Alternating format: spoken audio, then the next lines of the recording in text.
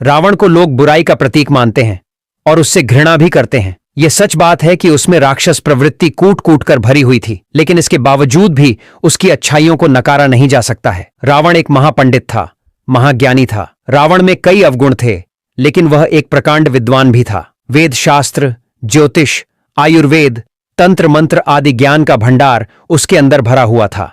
अयोध्या के महाराज दशरथ के पुत्र भगवान श्री राम जब 14 वर्ष के वनवास के लिए वनों में जा रहे थे, तो उनके साथ उनके छोटे भाई लक्ष्मण और उनकी धर्मपत्नी माता सीता भी उनके साथ वनवास के लिए वनों में गई थीं। लेकिन जब उनके वापस लौटने में 1 वर्ष शेष था, तो रावण ने छल और चोरी से माता सीता का हरण कर लिया था और उन्हें अपने सोने की लंका में अशोक वाटिका में ले जाकर एक वृक्ष के नीचे स्थापित कर दिया था।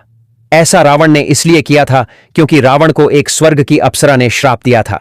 श्राप यह था कि पराई स्त्री को बिना उसकी इच्छा के यदि उसके साथ जबरदस्ती करोगे तो तुम्हारा सर्वनाश हो जाएगा, और इसी श्राप के कारण उसने माता सीता को अशोक वाटिका में एक वृक्ष के नीचे स्थापित कर रखा था और निरंतर ही रावण माता सीता से कहता था कि मान जाओ और मुझसे विवाह कर लो। लेकिन माता सीता तो सत्यवती थी, उन्होंने उसी सत्य के कारण ही भगवान श्री राम की भक्ति को नहीं छोड़ा था। उसके बाद भगवान श्री राम और रावण का महायुद्ध हो गया, जिसमें रावण का भगवान श्री राम के हाथों वध हो गया। और जब रावण का अंतिम समय चल रहा था, उस समय भगवान श्री राम ने अपने छोटे भाई लक्ष्मण से कहा कि हे लक्ष्मण, यह रावण बड़ा ही विद्वान है, पंडित है, महान ज्ञानी है। तीनों लोकों में इससे बड़ा ज्ञानी कोई नहीं है। इस ज्ञानी के ज्ञान को आज तुम इसके समीप बैठकर धारण कर लो। तब रावण ने लक्ष्मण को यह 10 बातें बताईं। रावण ने सबसे पहली बात लक्ष्मण को बताई कि यदि आपको अपने जीवन में कोई शुभ काम करना है तो उसमें बिल्कुल भी देरी नहीं करनी चाहिए, यानी शुभस्य शीघ्रम। शुभ काम में जितना विलंब करोगे उतना ही गलत माना जाता है। अशुभ को जितना टाल सकते हो टाल देना चाहिए। मैं श्री राम को पहचान नहीं सका और उनकी शरण में आने की देरी कर दी, इसी कारण मेरी यह हालत हुई। इसलिए शुभ काम बिना विचारे ही तुरंत कर देना चाहिए, और कोई गलत काम और अशुभ काम करना भी है तो उसको बड़े ही सोच विचार करके करना चाहिए।